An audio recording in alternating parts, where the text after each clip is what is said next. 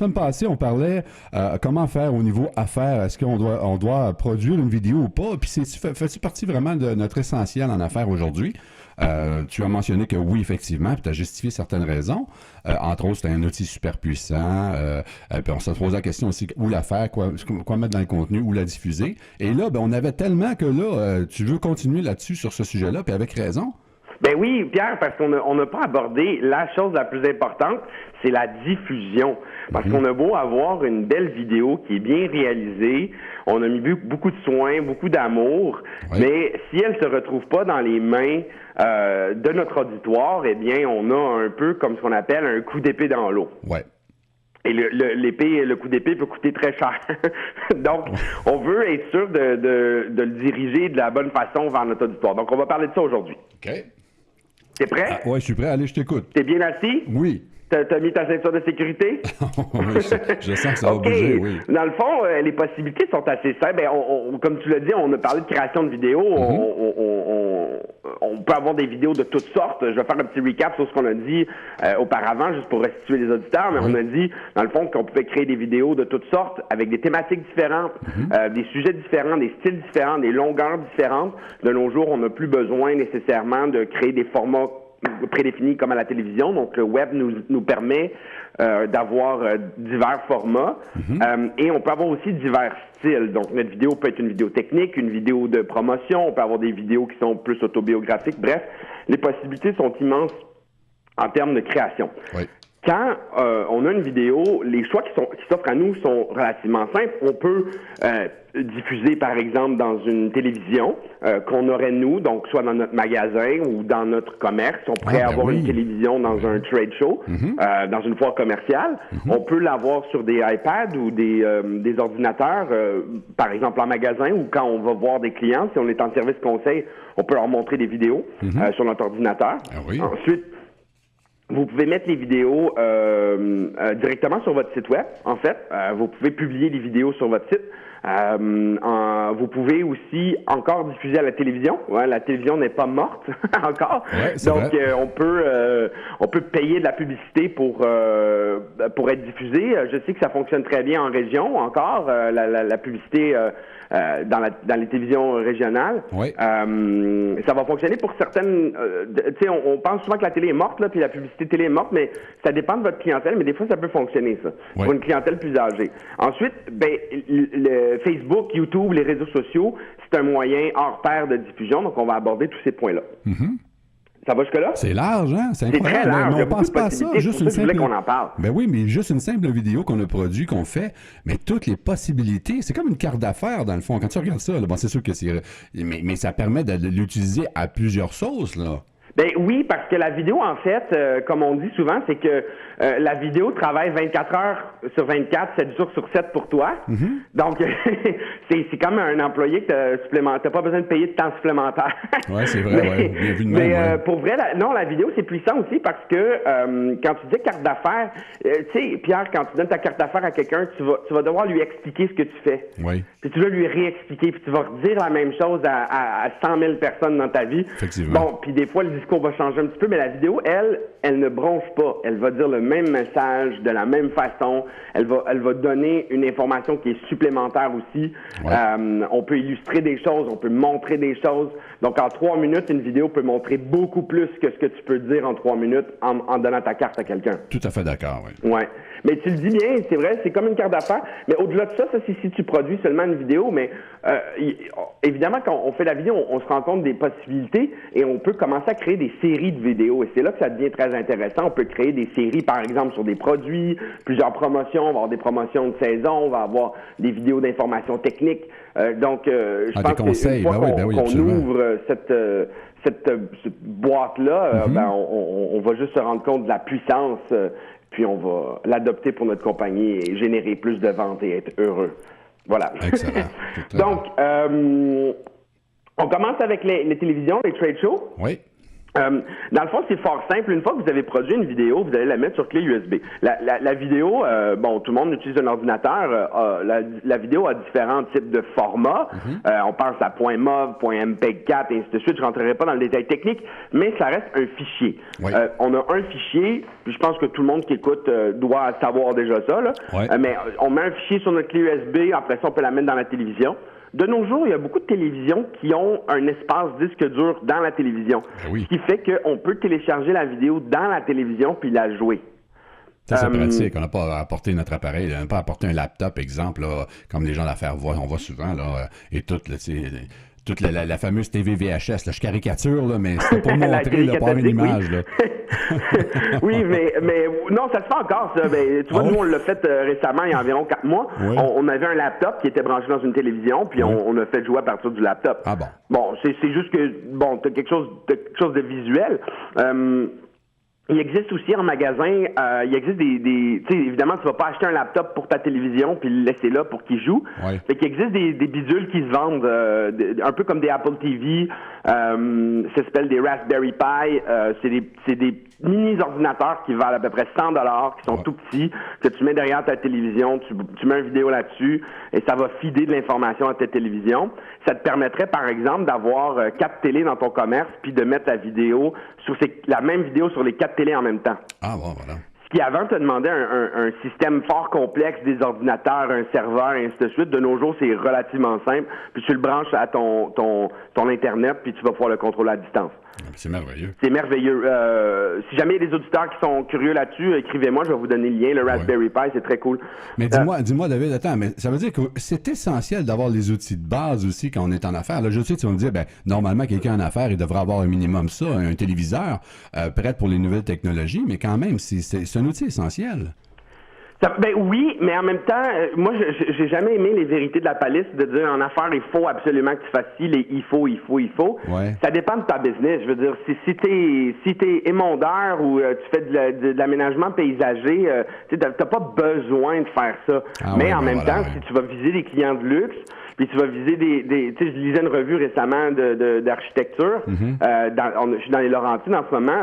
C'est bourré de publicités vraiment belles, des mondeurs, des publicités qui sont vraiment belles avec des gens qui font du terrassement, donc ça rejoint l'aménagement paysager. Donc, c'est sûr que tu n'as pas le choix d'être sharp, comme on dit. Tu n'as pas le choix d'être beau si tu vises certaines clientèles. Mais si tu as plein de business, puis que les gens t'appellent, puis tu es juste dans les pages jaunes, puis tu fais affaire comme ça, c'est bien correct. Tu n'as pas besoin de dépenser plus. Oui. Moi, je faisais en lien à ce que tu disais au niveau des trade shows, là, les kiosques informatifs dans les expositions. Alors, c'est essentiel, dans le fond, d'avoir un... C'est à ce sens-là que je parlais. Là. Est-ce que les trade shows sont essentiels pour... Non, pas les trade shows, mais les télés dans les trade shows. Mais c'est une occasion de rencontrer des clients, beaucoup de clients d'un coup, là. Oui. C'est que dans certains domaines, c'est vraiment bon. Bon, good. OK, donc on revient à nos moutons, voilà. Donc c'est bon. Mais c'est correct. Écoute, on démystifie les choses ensemble. Une pelure à la fois. Donc, ensuite, évidemment, on peut l'avoir sur iPad ou sur un ordinateur. Ça reste fort simple.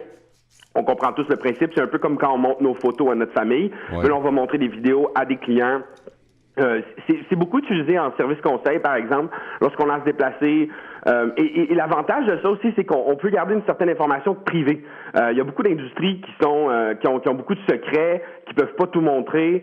Et qui doivent montrer des choses à l'interne. En ce moment, on travaille avec une compagnie, je peux pas nommer le nom parce que j'ai signé un NDA avec eux, mais c'est une vidéo c'est une usine dans le fond où il y a des produits chimiques et il faut qu'ils visitent, faut que les gens qui visitent doivent voir des conseils de santé et sécurité.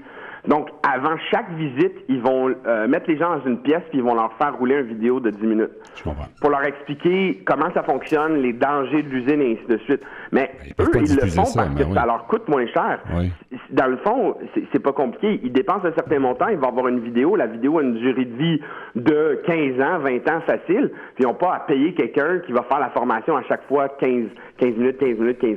On additionne tous les 15 minutes qui sont mis, puis à la fin, on voit que c'est plus rentable de faire une vidéo. vidéo. C'est aussi simple que ça. Oui, puis c'est toujours en forme, une vidéo. Oui, c'est ça, c'est toujours mieux. Là. C'est plus condensé, ça dépend puis il y a pas moins de de la longueur. du lendemain, voilà, oui. Ouais. Mais donc, on peut publier en direct via notre appareil, et puis ça a l'avantage qu'on peut... il y a des contenus qui sont privés, en fait. Là. Oui. On peut montrer des secrets, des choses comme ça, parce qu'on contrôle le véhicule de diffusion. Ensuite, on peut les mettre sur notre site web. De nos jours, tous les sites web viennent de base avec un lecteur vidéo. Je vous épargne le détail technique, mais la HTML5 fait la lecture vidéo, ce qui fait que dès que vous allez mettre un vidéo en ligne, il va pouvoir être lu. Donc, votre site est capable c'est sûr qu'il est capable de supporter la vidéo. Ça dépend comment il a été conçu, mais si vous avez simplement une petite page web, vous pouvez mettre une vidéo là-dessus. Le désavantage qu'il y a, c'est que c'est très lourd, la vidéo. Donc, il faut être très bon en compression. Il faut réduire le poids pour être sûr que ça bouffe pas trop de bande passante de votre auditoire. L'avantage, c'est que, évidemment, vous contrôlez la forme, vous contrôlez l'espace dans lequel il est regardé. Les gens ne quittent pas votre site. Ils restent dans votre site pour regarder vos vidéos.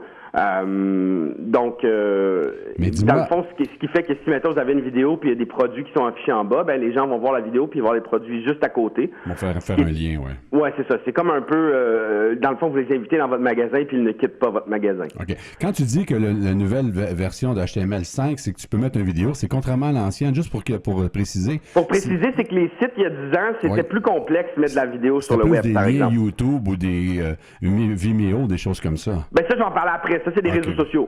Non, mais c'était-tu des liens? C'est qu'on pouvait pas mettre une vidéo directement dessus parce que c'était trop lourd? Il y avait une raison? Non, tu pouvais. Je veux dire, il y a 10 ans, on mettait des vidéos sur le web quand même. C'est juste que ça te prenait un petit peu plus de code à mettre pour que ça fonctionne. Fait que monsieur, madame, tout le monde qui avait un site ne pas juste mettre une vidéo puis avoir un lien puis que ça se joue, là. OK, là, c'est clair. OK, c'est bon. Ouais, c'est ça. C'est que, grosso modo, avant, si tu avais un lien, je vais le dire, là, parce que sinon, on passera pas au travers, mais si tu avais un lien, le lien, il se téléchargeait et il ne jouait pas. Maintenant, si tu as un lien vidéo, c'est comme si ton furteur reconnaît, il dit « Ah, c'est une vidéo, je vais la jouer. Là, vous allez pouvoir la lire. OK. C'est ça la nuance. C'est clair. Donc, ensuite, évidemment, on a la fameuse télévision. La télévision, c'est assez simple. Hein? Vous regardez, dans le fond, les postes de télévision qui sont en région, proches de vous. Et puis, même Radio-Canada a des succursales régionales, donc il y a de la publicité qui est régionale. Donc, vous appelez, vous demandez leur liste de prix. Ils vont vous donner des plages horaires avec des prix par rapport aux plages horaires. Évidemment, il y a des soirées qui sont plus achalandées, donc qui coûtent plus cher. Et là, vous pouvez acheter de la publicité. Je viens de réaliser aussi, Pierre, j'en ai pas parlé, mais il y a aussi Métro Média. On peut mettre de la publicité dans le métro. Oui, on voit ça. On se pose... L'autre jour, j'ai pris le métro pour Los Angeles, puis je voyais télé. Je me suis posé la question, non, c'est quoi cette télévision-là? C'est parce que je prends pas souvent le métro. Et là, je me suis dit, bon, c'est quoi cette télé-là? Alors, on peut mettre de la publicité là-dessus aussi. C'est ce que tu dis. Oui, exactement. À ce moment-là, c'est géré par la compagnie Métrovision, je crois. Et dans le fond, tu peux payer pour... ça fonctionne par semaine, puis ils te promettent un certain nombre de vues par semaine. Fait que je pense qu'ils te promettent environ par semaine 60 visionnements. Donc, tu vas apparaître 60 fois dans les métros. Et quand tu apparais dans tous les métros en même temps. C'est la même chose qui est publiée partout dans toutes les métros. Là. Okay. On parle de plus c'est des centaines de télévisions qu'il y a là. Ah, c'est sûr que c'est vu, là. C'est bon, ça. Oui, ça revient à peu près à 3 000 $ la semaine. Ah, quand même. Ouais, fait que, faut que 1 500 à 3 000 $ la semaine, ça coûte cher. Mais dépendamment de votre catégorie ou votre industrie, ça peut valoir la peine. Oui. On s'entend qu'il y a beaucoup de gens qui prennent le métro. Oui. Même si toi, tu le prends pas souvent. Ben oui. Qu'est-ce que c'est? T'as pas signé le pacte, c'est pour ça. C'est le pacte de la mobilité. Oui, je vais le signer bientôt, là. C'est correct, c'est taquine, c'est à distance, fait que tu peux m'en faire. C'est bon. Donc, ensuite, on a Métrovision. Puis en parlant de ça, évidemment, il y a d'autres compagnies qui offrent des écrans. On voit ça sur les abribus. Donc, Pattison, d'autres compagnies d'affichage vont offrir aussi de la vidéo. Et on va avoir ça aussi dans les toilettes. Il y a des petites affiches là, devant les urinoirs. Désolé, mesdames, là, je sais que c'est un secret pour vous, mais oui, les hommes urinent dans des urinoirs et il y a de la publicité qui leur est montrée devant eux. Oui. Et des fois, cette publicité-là, elle est animée. Donc, c'est des écrans de télévision maintenant. C'est bien ça. Effectivement, moi j'essaye de l'avoir avec mes yeux. Oui, c'est correct. Bon, on va changer de sujet. Non, je ne vais pas rentrer dans les détails, mais vas-y, continue, excuse-moi. C'est un terrain glissant. Oui. Donc, ensuite, on a les réseaux sociaux. Donc, Oui. on a Facebook, YouTube, et bon, je ne vais pas tous les nommer, il y en a plein d'autres, Vimeo, Snapchat, tous les réseaux sociaux offrent de près ou de loin la possibilité de mettre de la vidéo, que ce soit par des liens ou bon. Mais il y a des canaux qui utilisent la vidéo comme outil principal. Vimeo, YouTube, le but premier, c'est de diffuser de la vidéo. Oui.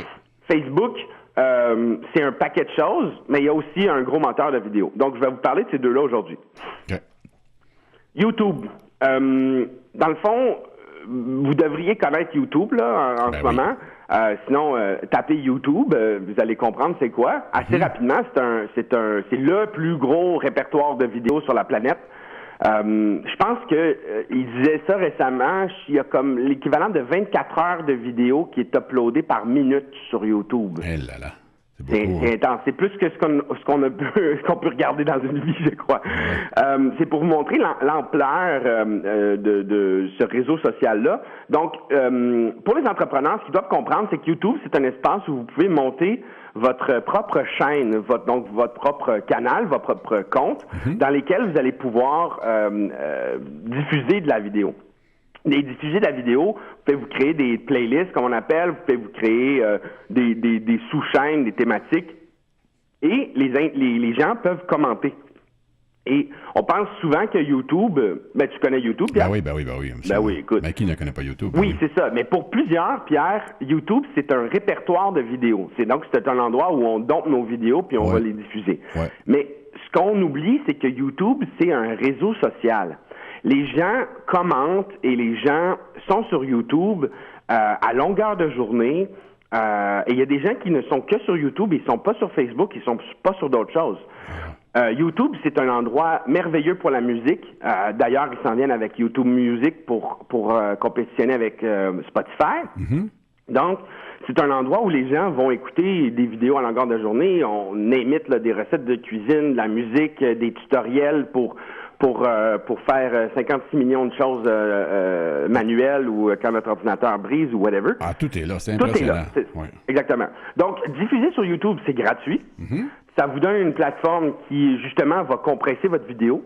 Donc, si votre vidéo, vous n'êtes pas super bon en compression, vous le mettez là-dessus, YouTube va charger de la compresser pour avoir la meilleure lecture possible de l'auditoire. Donc, elle va gérer un peu l'aspect poids, qu'il n'y aurait pas, dans le fond, si vous diffusez sur votre site directement.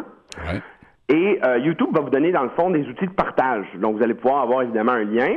Et en mettant le lien, vous allez pouvoir aussi faire ce qu'on appelle du embed. Le embed, dans le fond, c'est un code que l'on peut mettre dans notre site qui fait que, par exemple, un utilisateur va pouvoir regarder la vidéo sans nécessairement aller sur le site de YouTube. Je sais que c'est compliqué à expliquer au téléphone comme ça, là. Non, mais je comprends. Mais dans le fond, c'est que ça va permettre à quelqu'un de lire vos vidéos sur un site qui n'est pas YouTube alors que la vidéo est sur YouTube. Oui. On voit ça des fois sur des sites Internet. On voit une vidéo, une explication. Dans le fond, un peu ce que tu expliques. Dans le fond, certaines entreprises ont été de l'avant avec ça et on clique dessus et on voit la vidéo qui déroule et on reste toujours sur la page, exemple, du fabricant ou du fournisseur. C'est exactement ça. Ouais. Ce n'est pas de la magie, Pierre. Ça s'appelle Embed YouTube. Voilà. Voilà, je démystifie les choses pour toi. Mais une chance que tu es là parce que... Non, mais c'est important parce qu'on prend pour acquis ces choses-là puis on se dit en affaires, mais comment ils ont fait? C'est quoi le chemin qu'ils ont pris pour aller là? Puis, tu sais, c'est des petits trucs, mais importants. Et c'est ça qui va faire qu'à la fin de l'année, vous allez faire un profit supplémentaire de plus et de moins. Non, je blague, là, mais quelque part, c'est vrai. Oh oui, c'est ça. C'est tout climat en pratique comme ça. Monsieur, madame, les auditeurs, allez dans YouTube et tapez « How to use YouTube » dans YouTube et regardez une vidéo. Belle mise en abîme pour vous aider. Bon. Donc, ensuite, on a Facebook. Facebook, ça a toujours été l'ennemi qui compétitionne avec Google, le géant Google, parce que YouTube appartient à Google. Et donc, avant, Facebook n'avait pas de vidéos. Donc, les gens avaient l'habitude de prendre les vidéos YouTube et de les mettre dans Facebook. Maintenant, si vous faites ça, vous allez vous rendre compte que vous allez avoir presque aucune portée. Les gens ne verront pas votre publication ou presque pas. Parce que Facebook a son propre engin de lecture vidéo Hein? Qui est très bon. Ils ont travaillé très fort dans les dernières années. C'est rendu un point des fois qui surpasse celui de Google à mon avis. Pour plusieurs raisons, parce que maintenant on peut écouter une vidéo, elle va rester en bas à droite, puis on va continuer à scroller, comme on dit, dans les publications, ce qui fait que la vidéo joue encore avec le son et tout, puis la qualité est très bonne, mais ça reste comme un peu en bas à droite, là. Oui. Ouais. Sur notre téléphone portable. Donc, Facebook offre sensiblement les mêmes paramètres. On a des vidéos, mais là, les vidéos vont être attachées soit à une page de compagnie ou soit à une page individuelle. On peut taguer, là, il peut y avoir des commentaires sous la vidéo peut être repartagée et on peut booster la vidéo. Un des avantages avec Facebook, je trouve, c'est que si on publie la vidéo, on est comme déjà connecté avec des gens dans notre entourage. Donc, si vous avez une compagnie et que vous avez Facebook, vous avez sûrement des centaines de gens dans votre entourage, de près ou de loin, des amis, comme on dit. Oui. Eh bien, ces amis-là vont sensiblement pouvoir voir cette vidéo-là et la repartager. Tandis que sur YouTube, c'est pas tout le monde qui est sur YouTube, c'est certaines communautés plus spécifiques. Je pense par exemple à des communautés de gamers ou des communautés arts and crafts. Le milieu anglophone est quand même aussi beaucoup plus sur YouTube. Les jeunes aussi, il y a beaucoup de jeunes qui sont sur YouTube et qui ne sont pas sur Facebook. Donc ça va dépendre aussi qui vous voulez rejoindre. Oui. On voit avec les tendances là, comment on appelle ça, des artistes qui présentent ou des gens qui sont rendus des youtubeurs, voilà, c'est ça. Des youtubeurs, oui. Voilà, Ben ça, on va en parler dans une autre chronique, on va parler de ça, c'est un bon sujet. Oui, on voit que ça, pour supporter ce que tu dis, c'est que c'est vrai, on voit des gens de plus en plus qui sont accros à YouTube, là. Alors, c'est des futurs clients, vous autres aussi. Oui, comme je disais, c'est un réseau social. Je veux dire, il y a des gens qui sont sur YouTube à longueur de journée, là, et qui vont regarder les revues d'un produit avant de l'acheter. On voit ça beaucoup. Quand je disais qu'il y a différents styles de vidéos, que vous pouvez faire différentes thématiques, par exemple, vous faites un produit, vous pouvez faire une vidéo de revue de produit, la mettre là, puis il y a beaucoup de gens qui vont regarder ça avant d'acheter votre produit. On parlera de ça des influenceurs et des youtubeurs parce que ça, c'est un autre monde de la publicité. Je continue sur Facebook. Un autre avantage qu'il y a, c'est que on peut mettre l'argent directement sur la vidéo. Donc, Facebook a un engin publicitaire, YouTube aussi. C'est juste que YouTube, ce qui est un peu plate, c'est que tu es obligé de passer par l'engin publicitaire de Google. Donc, il faut que tu republies ta vidéo de manière publicitaire, puis ensuite, tu vas pouvoir la partager. Il y a un avantage à ça, c'est que la publicité est séparée des vidéos organiques pour les utilisateurs, ce qui fait qu'il y a beaucoup de gens qui préfèrent YouTube parce que, dans le fond, on va se baser sur des vues qui sont organiques. Là, je rentre un peu dans le côté geek marketing, désolé. Mais, dans le fond, il y a plus d'authenticité sur YouTube. En fait, c'est ce que je veux dire. J'en avais parlé aussi. Facebook, les vues des vidéos, c'est plus lugubre que YouTube. Facebook a tendance à dire qu'il y a plus de gens qui ont regardé tes vidéos que ce qu'il y en a vraiment. Donc, ils sont un peu moins sévères que YouTube, je trouve. L'avantage Facebook, c'est que tu publies une vidéo, puis tu peux demain matin mettre de l'argent dessus, qui va rejoindre un auditoire beaucoup plus grand. Et ça coûte pas si cher, puis ça peut rejoindre pas mal de monde. Donc, moi, je trouve que côté facilité pour un entrepreneur, je commencerai avec Facebook. Mais si vous avez des catégories de clients qui sont pas directement reliés à vos amis, par exemple, vous avez pas une business qui est régionale, vous exportez, par exemple, vous avez des produits plus techniques, vous êtes en B2B, vous êtes en service, Facebook, c'est peut-être pas le bon engin. À ce moment-là, vous êtes peut-être mieux de vous bâtir un canal YouTube. Voilà. Ensuite, il y a d'autres réseaux sociaux qui font sensiblement la même chose. Je me fais souvent poser la question, Vimeo, est-ce que ça vaut la peine? Oui. Mais Vimeo, c'est la même chose que YouTube. C'est juste que la qualité des vidéos est meilleure. C'est beaucoup plus des communautés artistiques qui sont là-dessus. C'est des communautés plus de vidéastes. Si vous faites du vidéoclip, si vous faites, Oui. Pour la vidéo produit, on voit moins ça là-dessus. Le côté réseau social est moins fort sur Vimeo. Ils ont comme essayé de faire ça. Ça a comme pas vraiment fonctionné. Leur cible, c'est vraiment les professionnels de la vidéo et les vidéastes qui font ça, là, qui produisent la vidéo. Là. Des courts-métrages, des choses comme ça. Là. Voilà. Ouais, si vous voulez regarder des films, par contre, là, ça peut être un bon endroit pour découvrir des bons films bien faits. Si vous n'avez pas Netflix, par exemple, ou vous voulez découvrir des courts-métrages amateurs et tout. Il y a un peu de produits, mais ça lève pas vraiment. OK. C'est totalement différent de YouTube, là, le jour et la nuit. Là. Oui. Oui. Oui. C'est bon. Alors, il reste que quelques minutes encore. C'est toujours intéressant. On t'écoute encore. Vas-y, c'est bon. Ben, j'ai fait le tour. Je ne sais pas si c'est une question. Ben moi, je me disais, des futures questions, parce qu'il m'est venu plein de questions, effectivement, c'est quoi le montant pour des prochaines chroniques, combien qu'on doit investir, où qu'on doit l'investir, mais notre clientèle ciblée aussi. Tu en avais déjà glissé un mot dans des chroniques antérieures, qu'on peut retrouver d'ailleurs sur ckvl.fm, mais éventuellement, oui, Haïti, parce que tu parlais de moteur de recherche, c'est-à-dire que si notre publicité qu'on a mis sur Facebook, on trouve ça le fun, puis on veut la partager, on veut payer pour, mais on peut peut-être répéter rapidement comment qu'on peut sélectionner nos gens. Pour faire jouer la publicité, parce que lorsqu'on paie pour une publicité sur Facebook, ça ne rejoint pas nécessairement juste nos amis.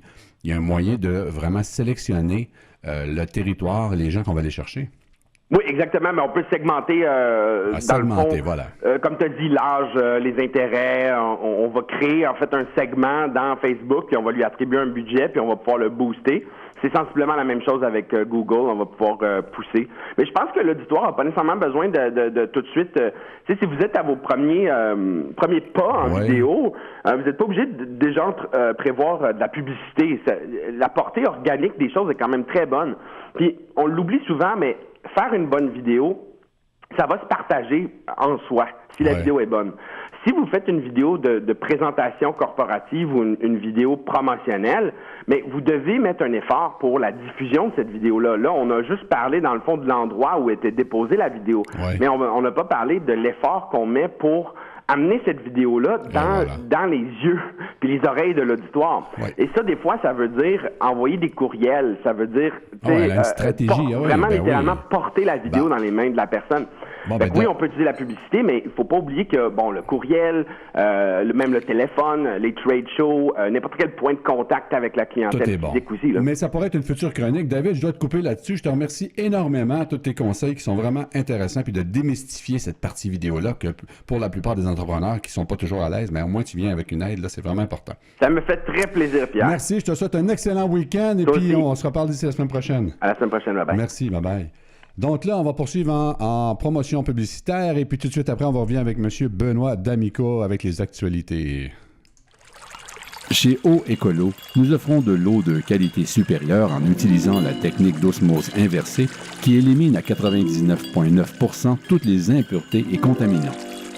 Ouvert 24/7 avec 2 stations d'embouteillage, le 18 litres vous revient à seulement 3,75 $. D'autres formats de grandeur sont aussi offerts.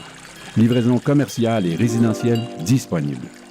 Eau Écolo, une entreprise privée en affaires depuis 11 ans avec un service exceptionnel. 77-37 boulevard Newman, entre Lapierre et Thierry, ou au 514-363-8000.